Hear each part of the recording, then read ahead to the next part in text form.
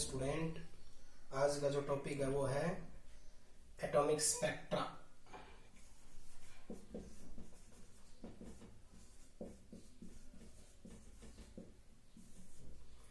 तो atomic spectra पढ़ने के लिए हमें सबसे पहले आपको बताना पड़ेगा स्पेक्ट्रा क्या होता है। स्पेक्ट्रा जैसे मैं एग्जांपल लेके बताता हूँ। ये प्रिज्म है, क्या है ये प्रिज्म।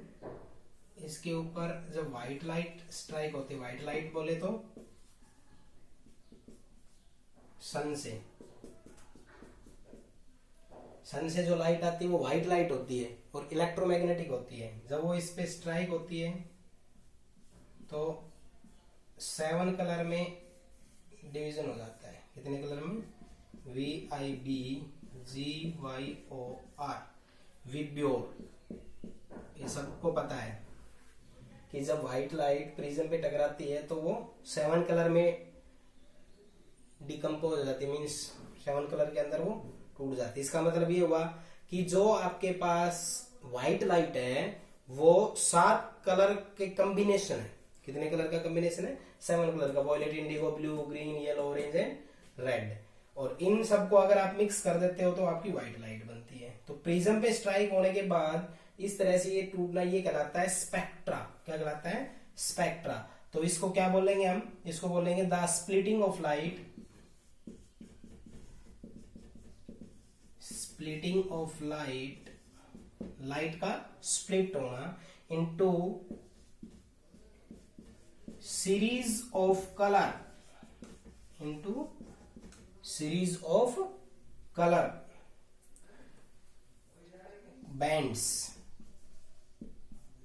यहां तक इस वर्ड समझो कि लाइट है उसका series of colour means VIBGYOR, in colour के अंदर क्या होना?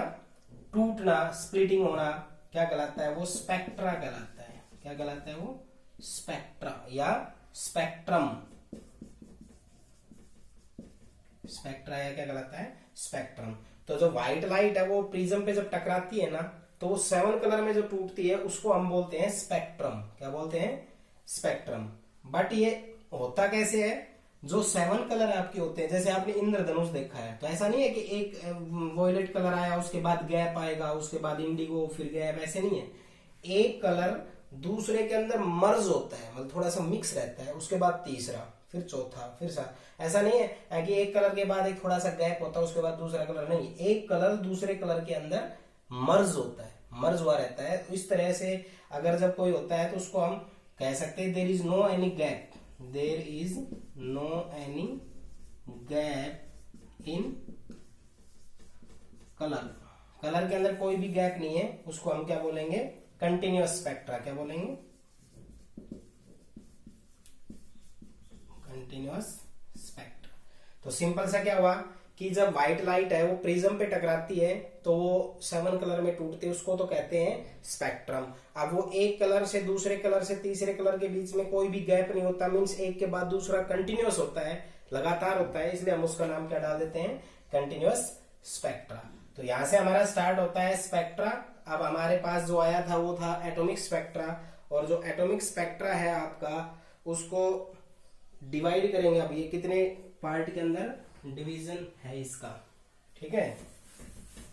तो एटॉमिक स्पेक्ट्रा जो है, तो देखो पहला जो स्पेक्ट्रम और कंटिन्यूअस स्पेक्ट्रम जो बताया वो यही था कि जब लाइट का स्ट्राइक होता है प्रिज्म पे तो वो 7 कलर के अंदर डिकम्पोज हो जाती है और वो कलर कंटिन्यू होते हैं, इसलिए उसको हम क्या बोलते हैं? Continuous spectra. 2 तरह का होता है। कितने टाइप का होता है ये? 2 का। एक होता है एमिशन स्पेक्ट्रा,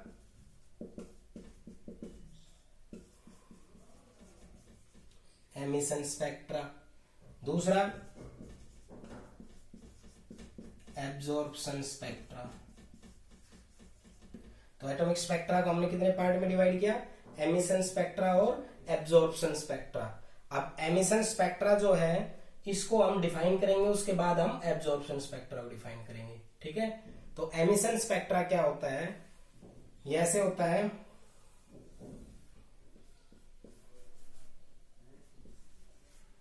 ये है डिस्चार्ज ट्यूब। क्या है ये? डिस्चार्ज। यहां से रेडिएशन प्रोड्यूस हुई और इस कोलिमेटेड के द्वारा हमने स्ट्रेट लाइन में रखी और वो जाके प्रिज्म पे टकराई। किस पे टकराई? प्रिज्म पे। ठीक है, टकराने के बाद में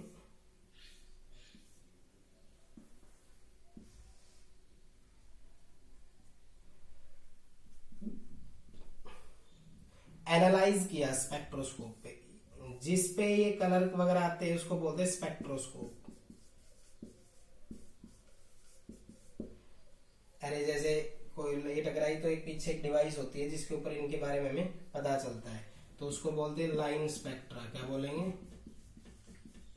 क्योंकि इसके ऊपर लाइन की फॉर्म में आएगा। पहले लाइन आता है रेड कलर का, दूसरा लाइन जो आता है वो आता है येलो कलर का, तीसरा जो लाइन आता है वो आता है ब्लू कलर का, और अगला आता है वोयलेट कलर का।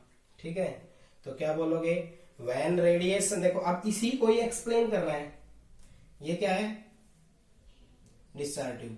अब मैं ये एमिशन बता रहा हूं टाइप्स में, तो मैं इसकी डेफिनेशन इस डायग्राम को देख के लिखूंगा। तो आप लोग है ना डेफिनेशन को रटना मत, आप इनको ध्यान से समझना। क्या बोलोगे? व्हेन रेडिएशन फ्रॉम, देखो ये डिस्चार्ज ट्यूब है तो क्या लिखेंगे? व्हेन रेडिएशन फ्रॉम, ये रेडिएशन यहां से है ना, रेडिएशन फ्रॉम कहां है? किससे? Discharge tube. Radiation from discharge tube, यहां से ये किस पे टकरा रही है? प्रिज्म पे। Strikes to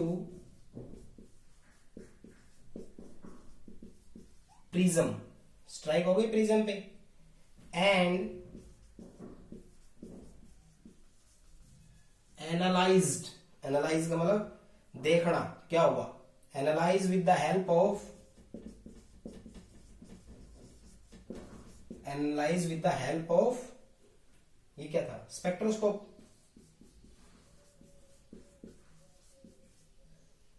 then lines of different colour,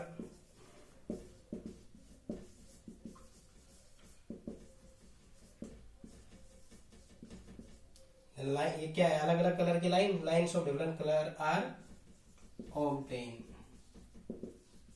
अब मेरे को एक बात बताओ, मैंने यहाँ कौन सी नई बात लिखी है? डायग्राम देखा, डिस्चार्ज ट्यूब से लाइट आई। अब सन से लाइट नहीं आई है, ये डिस्चार्ज ट्यूब से आई है। जहाँ कैथोड रेज प्रोड्यूस करते थे ना, ऐसी कोई ट्यूब है, वहां से आई है। और उसको कहां से स्ट्राइक करवाया हमने? प्रिज्म पे। और इस स्पेक्ट्रोस्कोप पे देखा तो कुछ लाइन्स आई, तो क्या बोला? When radiation from discharge tube, तो ये डिस्चार्ज ट्यूब था, यहां से रेडिएशन आया, स्ट्राइक्स टू प्रिज्म, किसके ऊपर टकराया? प्रिज्म पे। ये क्या है? Prism. And analyse with the help of spectroscope, और स्पेक्ट्रोस्कोप के ऊपर हमने इसको एनालाइज किया, देखा तो देखा कि कुछ कलर लाइन आने लग गई। तो क्या देखा हमने? कुछ कलर लाइन आने लग गई। इसलिए जो इस तरह का स्पेक्ट्रम तैयार होता है उसको हम क्या कहते हैं? Emission spectra. ठीक है, और लाइन की फॉर्म में आती है। तो जो ये लाइंस होती है ना, ये जितनी भी लाइंस है, द लाइंस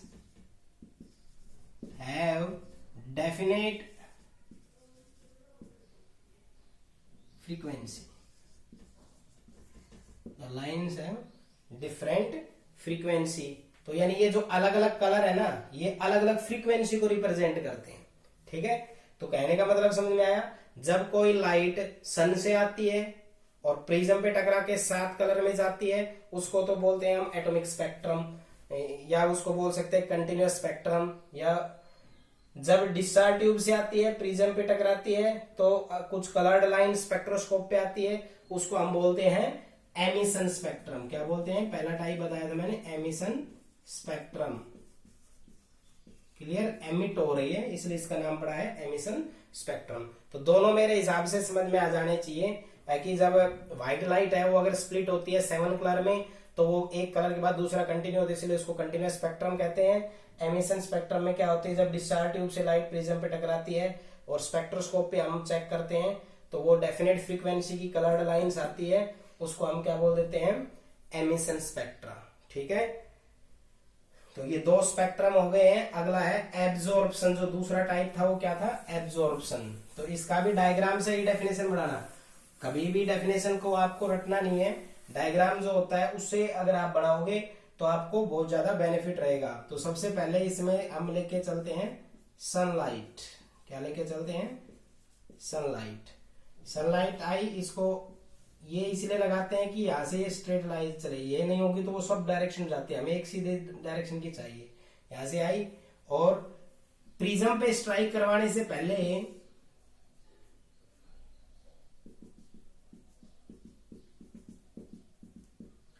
यहां इसको हम NaCl सॉल्यूशन से निकालते हैं। किससे, NaCl सॉल्यूशन, ठीक है। और उसके बाद प्रिज्म पे स्ट्राइक करवाते हैं, समझे इसका मतलब है कि जब तो जाके सीधे प्रिज्म पे टकराए। अब NaCl सॉल्यूशन से है, NaCl KCl किसी भी सॉल्यूशन से निकाल सकते हैं। तो देखते हैं ये इस तरह से हमारे आएगी, ठीक है। एनालाइज करेंगे, इस पे आती है, ये है स्पेक्ट्रोस्कोप। डार्क लाइंस आएगी इनके ऊपर, क्या आएंगी, डार्क लाइंस, ठीक है। क्या आएगी, डार्क लाइंस। तो बोलोगे कैसे, व्हेन सनलाइट, इसको लैंग्वेज में लिख रहा हूं, व्हेन, ये सनलाइट था ना, when sunlight is passed first through NaCl solution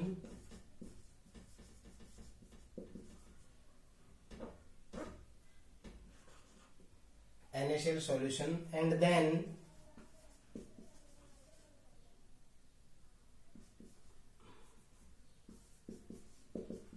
strikes to prism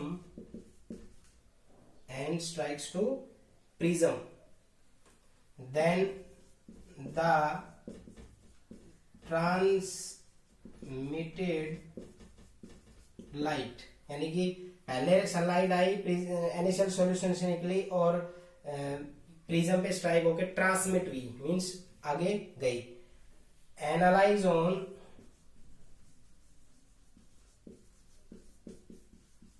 spectroscope, then some dark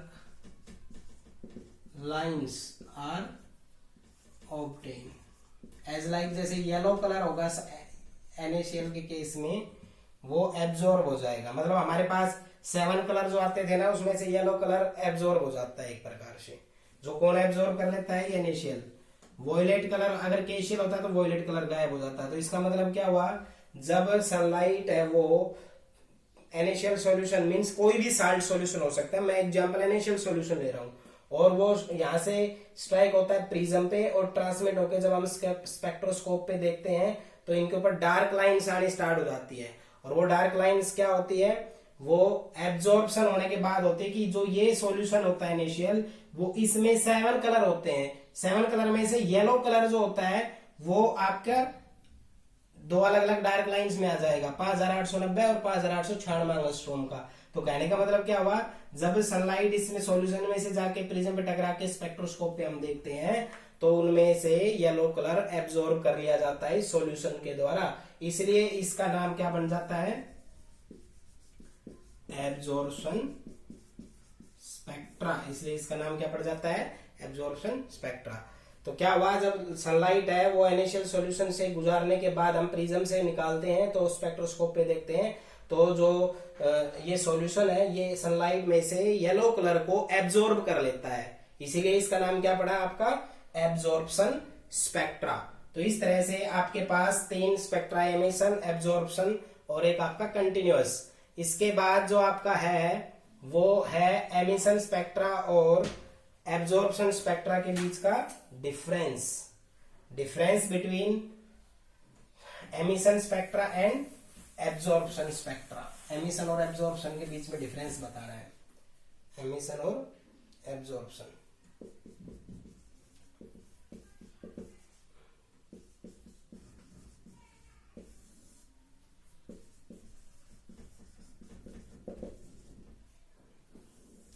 आपको 2 डिफरेंस करने हैं। पहला डिफरेंस डेफिनेशन का, इसकी डेफिनेशन लिख दो, इसकी डेफिनेशन लिख दो। दोनों मैंने अभी पीछे बताए थे, ठीक है, ये नहीं बताऊंगा अब, ये पढ़ोगे जब अपने आप क्लियर हो जाएगा। एमिशन स्पेक्ट्रा जो होता है वो ऑब्टेन होता है जब रेडिएशन जो आपकी होती है वो एमिट होती है एक्जेक्शन ऑफ सब्सटेंस के कारण, एक्साइटेड ऑफ द सब्सटेंस, ठीक है।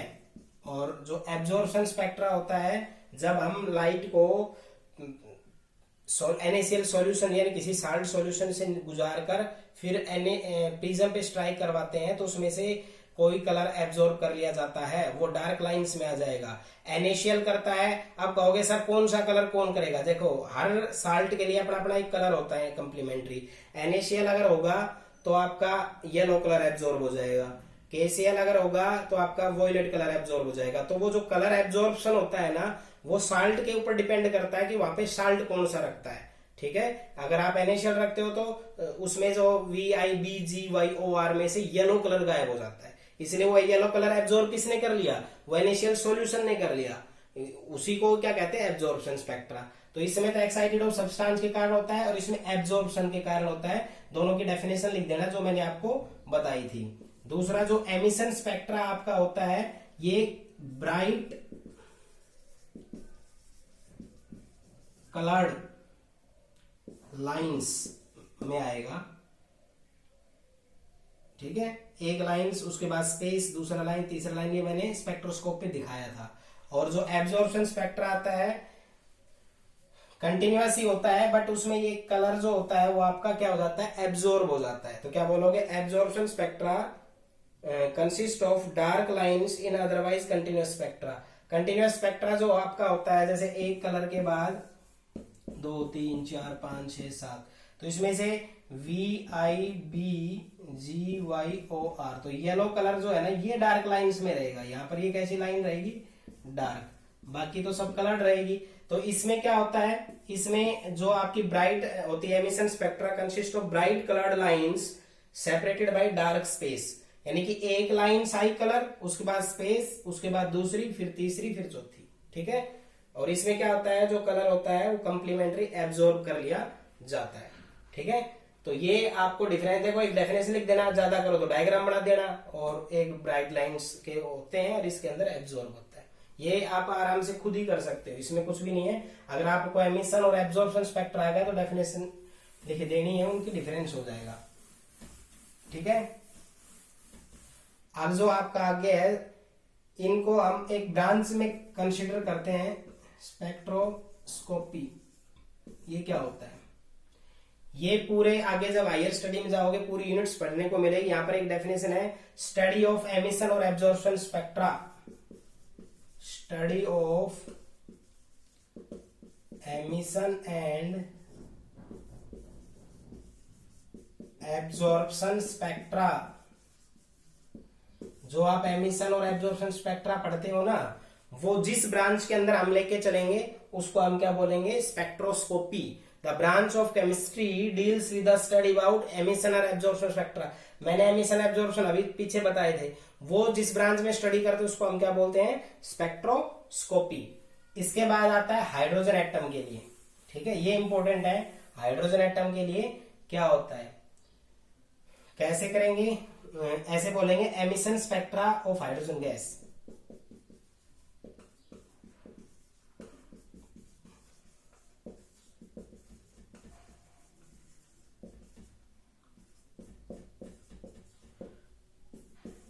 एमिशन हाइड्रोजन गैस या हाइड्रोजन एटम। देखो मैं यहां डायग्राम बनाता हूं, इसमें है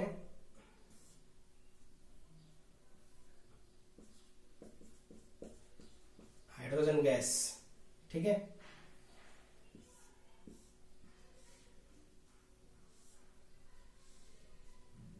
ठीक है, ये स्ट्राइक होके जाएगा प्रिज्म पे, प्रिज्म पे टकराने के बाद में एनालाइज हम करते हैं स्पेक्ट्रोस्कोप पे। इसको बोलते 1 2 ऐसे बोलेंगे, डार्क लाइंस। क्या बदला, डिस्चार्ज ट्यूब में यहाँ पर जो ये यूज कर रहे हैं वो हाइड्रोजन गैस यूज कर रहे हैं, इसलिए ये एमिशन स्पेक्ट्रा होगा हाइड्रोजन गैस या हाइड्रोजन एटम का, ठीक है। क्या ये जो प्रिज्म है ये एच है, यहाँ पर जो ये था इसमें हाइड्रोजन गैस है, इसके बेस पे है, तो इसमें हम क्या बोलेंगे, the spectra of hydrogen atom can be obtain by the spectra of hydrogen atom, the spectra of hydrogen atom can be obtained by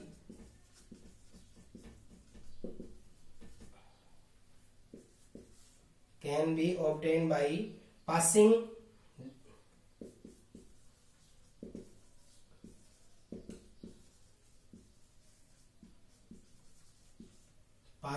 discharge tube through discharge tube gas लिख दो। यानी कि अभी तक मैंने कुछ नहीं लिखा है, ये कहते हैं ये वो स्पेक्ट्रा होता है जब हाइड्रोजन गैस आपका होता है, उसको डिस्चार्ज ट्यूब लेके चल रहे हैं लो प्रेशर पे। यहां तक बोल रहा है जी, अभी तक मैंने इसको डिफाइन किया है, ये वो स्पेक्ट्रा होता है, इसमें हम हाइड्रोजन गैस लेते हैं, डिस्चार्ज ट्यूब है उसमें, और ये क्या बोलते हैं लो प्रेशर के ऊपर लेके चलते हैं। किस पे लेके चलते हैं, लो प्रेशर पे। स्ट्राइक किसके ऊपर हो रहा है, स्ट्राइक्स टू प्रिज्म, किसके ऊपर स्ट्राइक हो रहा है, प्रिज्म। ठीक है, प्रिज्म पे स्ट्राइक होने के बाद एनालाइज करेंगे, एनालाइज्ड ऑन स्पेक्ट्रोस्कोप, इसके ऊपर करेंगे, स्पेक्ट्रोस्कोप के ऊपर हमने एनालाइज किया। देन सम क्या है इसके ऊपर, डार्क लाइन्स आर ऑब्टेन्ड। ठीक है, इसमें ये लाइंस की फॉर्म में आता है, इसलिए ये emission spectra of hydrogen gas के लिए हम इसको बोल देते हैं। अब ये अलग अलग डिफरेंट रीजन ऑफ वेवलेंथ, ये अलग अलग वेवलेंथ के अंदर ये होती है। ठीक है, तो क्या कहोगे, जो डिस्चार्ज ट्यूब है इसमें से लो प्रेशर के ऊपर गैस रखते हैं, वोल्टेज ज्यादा रखते हैं, ये जो आपने क्रूक ट्यूब एक्सपेरिमेंट किया था उसी वाले से जो गैस निकलती है वो प्रिज्म पे स्ट्राइक होती है। प्रिज्म पे स्ट्राइक होने के बाद हम उसको एनालाइज करते हैं स्पेक्ट्रोस्कोप पे। किसके ऊपर एनालाइज करते हैं, स्पेक्ट्रोस्कोप पे। तो हम उस पे देखते हैं कि कुछ डार्क लाइंस आ गई। ठीक है, और ये जो डार्क लाइंस होती है इन सब की अपनी कुछ वेवलेंथ होती है।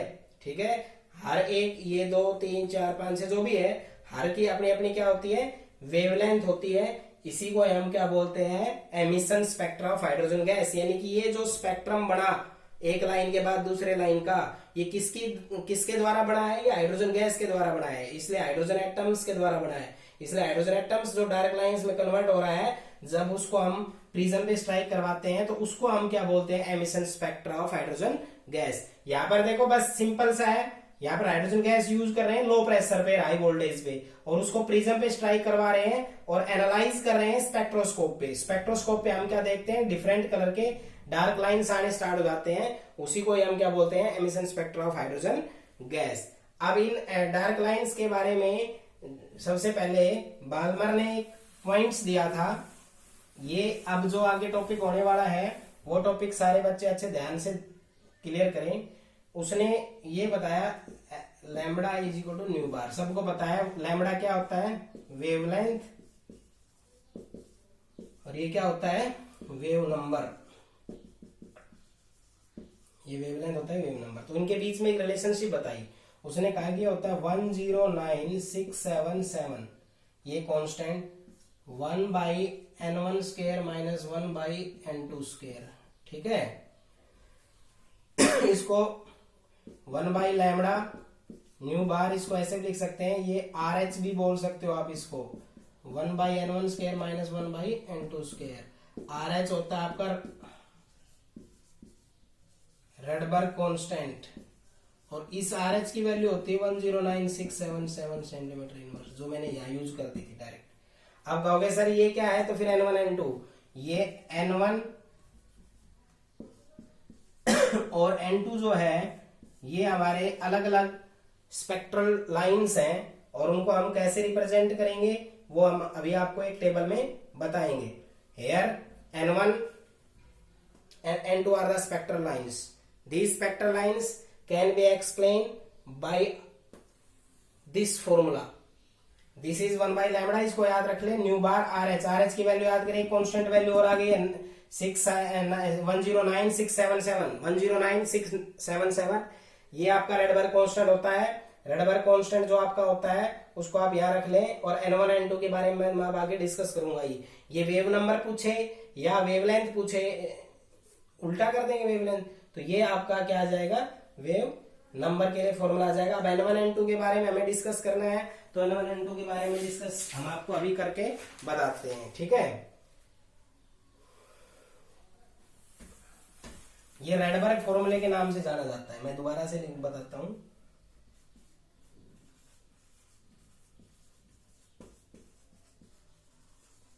रेडबर्ग फॉर्मूला क्या होगा, new bar 1 by lambda 109677 1 by N1 square 1 by N2 square, ठीक है।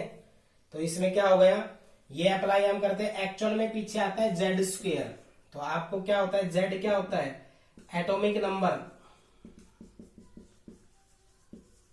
ठीक है। और ये फॉर्मूला होता है किसके लिए है, हाइड्रोजन एटम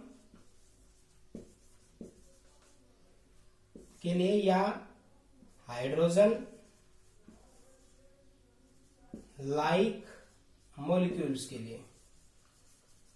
ये कैसे पता चलेगा, हाइड्रोजन एटम या तो H के लिए होगा या हीलियम प्लस या Li2+, इन तीन के लिए क्वेश्चन यूज होगा।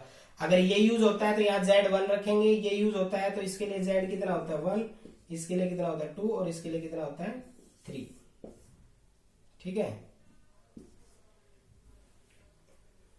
न्यू बार वेव नंबर हो गया, लैम्बडा वेवलेंथ हो गया, जेड एटॉमिक नंबर हो गया। अब बच गया N1 और N2। N1 और N2 के बारे में अभी पूरा डिस्कस करूंगा, सुन लो अब ध्यान से।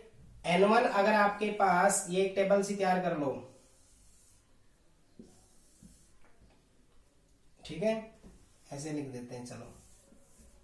N1 अगर आपके पास N1 बराबर 1 है, इस लाइन का नाम लाइमन नाम के साइंटिस्ट ने दिया था। जब N1 1 है तो ये क्या बोलोगे, जब N1 1 हो तो बोलोगे लाइमन सीरीज। क्या बोलोगे, लाइमन सीरीज। ध्यान से करना भाई, एक नंबर में हमेशा है। N1 अगर 2 हो तो बाल्मर सीरीज, N1 3 हो तो पासन सीरीज, N1 4 हो तो लाइमन बाल्मर पासन ब्रैकेट सीरीज, N1 5 हो तो लाइमन बाल्मर पासन ब्रैकेट फंड सीरीज। तो P से शुरू होता है, P साइलेंट होता है, ये सीरीज आएगी। N1 आपको पता चल गया। N1 क्या हो सकता है, N1 एक इंटीजर वैल्यू है 1 2 3 4 5। तो उसमें बोला गया कि अगर आपके पास N1 1 है, तो ये बात सबसे पहले किसने बताया कि N1 1 हो तो कौन सी सीरीज होगी, लाइमन, 2 होगा तो बाल्मर, N1 3 होगा तो पासन, 4 होगा तो ब्रैकेट और 5 होगा तो फंड। तो उसमें कहा कि अगर N1 1 है तो N2 कितना होगा, N2 आपका होगा 1 से आगे जो भी 2 3 4, यहाँ N2 कितना होगा, समझ में आ गया। अगर ये 2 है तो इससे आगे 3 4 5, ये 3 है तो N2 कितना होगा 4 5 6, ये 4 है तो क्या होगा 5 6, ये 5 है तो क्या होगा 6 7। सिंपल सा रूल याद रखना है। N1 1 है, ये याद रखो, लाइमन सीरीज है, तो N2 कितना होगा, N1 अगर 1 है तो आगे 1 से ज्यादा जो भी, 1 ले लो 2 ले लो, 1 है तो 2 3 4 5 कुछ भी इंफिनिटी तक। और N1 अगर 2 है तो 1 नहीं हो सकता, फिर N2 पीछे नहीं होगा, आगे की तरफ होगा। 2 3 4, 2 है 3 4 5, 3 है 4 5 6, 4 है 5 6, 5 है 6 7, आगे जाएगा और अप टू इंफिनिटी तक होगा। तो सारे स्टूडेंट N1 और N2 को इस टेबल से अच्छे से याद रखेंगे। N1 अगर आपके पास 1 है, लाइमन सीरीज होगी। N1 अगर आपके पास 2 है, बाल्मर सीरीज होगी। N1 3 है, पासन, 4 है ब्रैकेट, 5 है फंड सीरीज, ठीक है। अब इसके बाद इनका रीजन बता देता हूं मैं। रीजन मतलब कलर, कौन सी लाइट इनके अंदर एग्जिस्ट करती है। तो जो N1 अगर 1 है, तो मैं इधर दोबारा से लिखता हूं, N1 अगर 1 है तो कौन सी सीरीज होगी, लाइमन। और लाइमन जो आपका एग्जिस्ट करता है वो आपका करता है अल्ट्रा वायलेट रीजन में। ये सारे बच्चे मतलब आप इसको कहाँ देख सकते हो, इस लाइट में देख सकते हो, ठीक है। इसमें कौन सी होगी N1 अगर 2 है तो बाल्मर सीरीज। बाल्मर सीरीज जो आपकी होती है उसमें कौन सा रीजन होता है, विजिबल, यानी कि विजिबल रीजन। तो सबसे पहले जो ये nu bar is equal to 1 by lambda is equal to 109677, तो 1 by 2 square minus 1 by n2 square. मैंने फॉर्मूला जो लिखा था nu bar is equal to 1 by lambda is equal to 109677 1 by n1 square minus 1 by n2 square. तो मैंने n1 की जगह 2 रख दिया। 2 कब रख सकते हैं, बाल्मर। तो याद रखना सबसे पहले ये सीरीज आपकी देखी गई थी, याद रखना। क्यों, क्योंकि ये विजिबल रीजन में होती है तो हमें दिखती है। तो इस साइंटिस्ट ने देखा इसलिए इसको बाल्मर सीरीज में हमने इसको काउंट कर दिया। अब पास्टन है 3 हो जब 4 हो जब ब्रैकेट है 5 हो जब फंड सीरीज है। तो Lyman Balmer Paschen Brackett Pfund series हो गई। अब ये जो तीनों रीजन है ये आपको इंफ्रारेड, तीनों क्या इंफ्रारेड रीजन में दिखेंगे।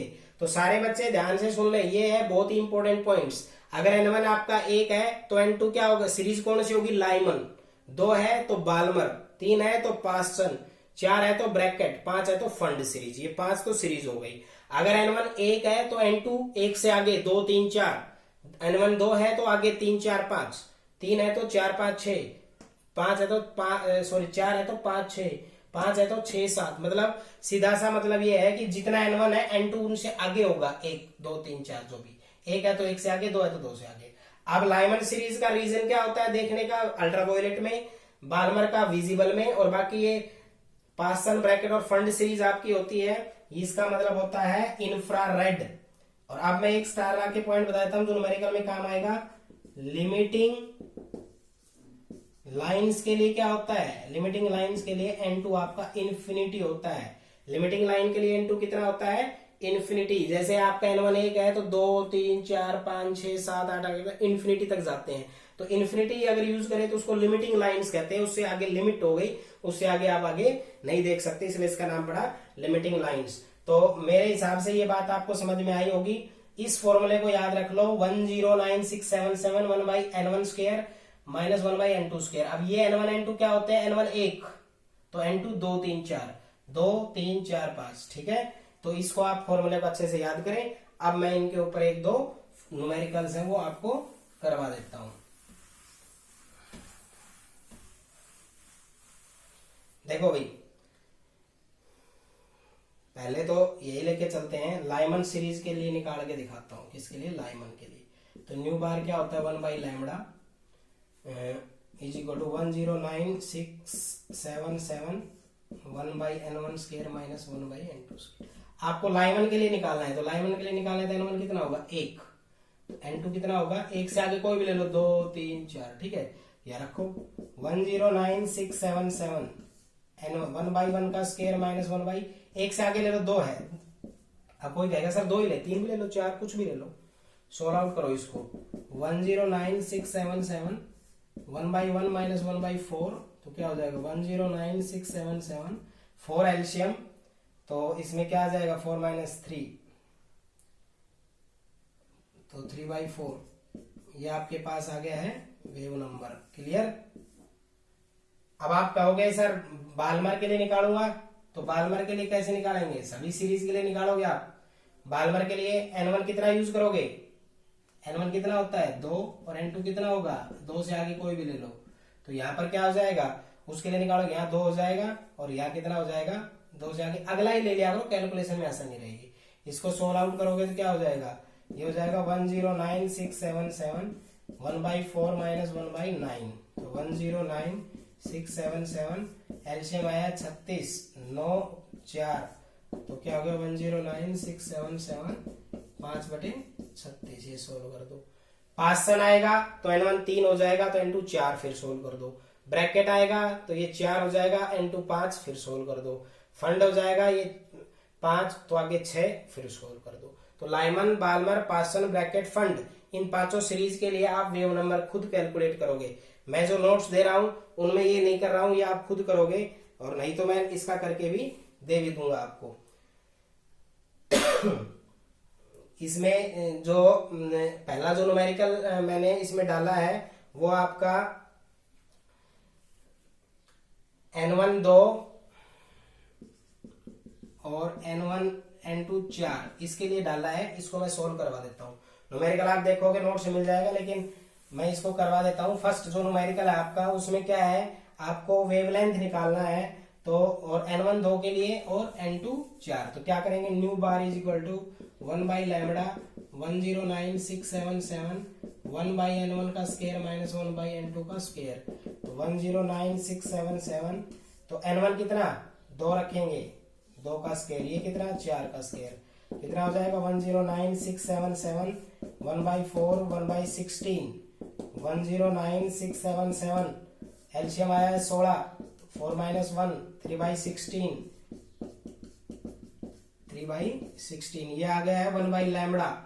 आपको क्या पूछा है लैम्बडा, तो लैम्बडा क्या आएगा, उल्टा कर दो 16/3 और 109677। इसको सोल्व आउट करोगे आपका क्या आ जाएगा, वेवलेंथ आ जाएगा। तो सिंपल सा है, देखो न्यू बार पूछ ले इसको कहते हैं वेव नंबर, ठीक है। तो ये वेव नंबर हो गया। और अगर लैम्बडा पूछ ले इसको कहते हैं वेवलेंथ। तो वेवलेंथ और इसमें दोनों में रिलेशनशिप क्या है, इसके न्यूमेरिकल में पहले करवा चुका हूं 1 बाई लैम्बडा, ठीक है। तो इसमें जैसे इसमें वेवलेंथ पूछा था तो आप सीधा निकालते हैं, जो 1 बाई लैम्बडा पता चल गया, लेकिन पूछा क्या गया आपसे लैम्बडा, इसलिए आप उसका क्या कर दोगे, उल्टा कर दोगे। क्लियर।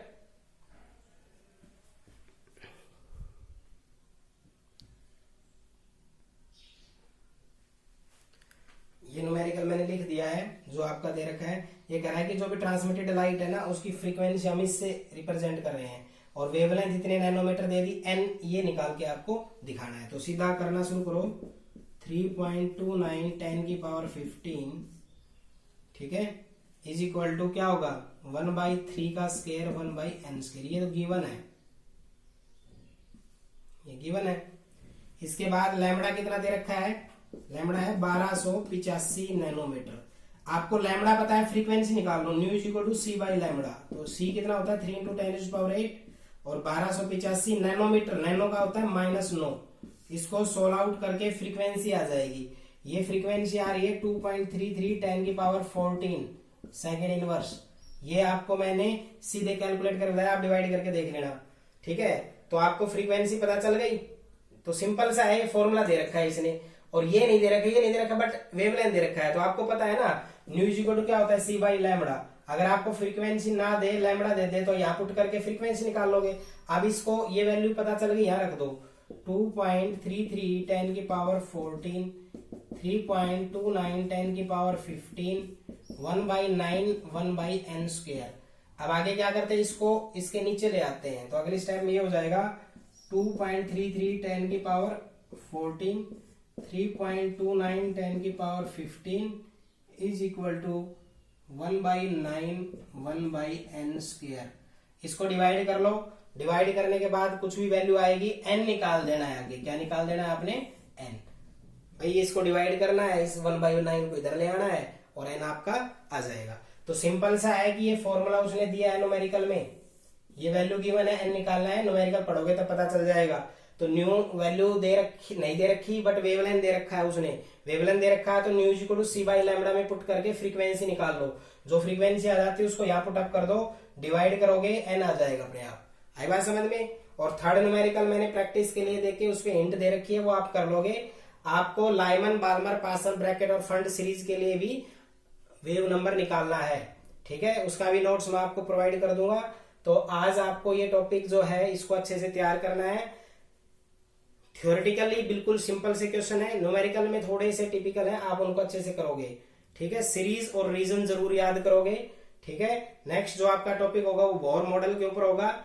आप इनको अच्छे से ध्यान से तैयार करें और जो नोट्स दो उसको फेयर नोट को बुक में लिख लें। ओके।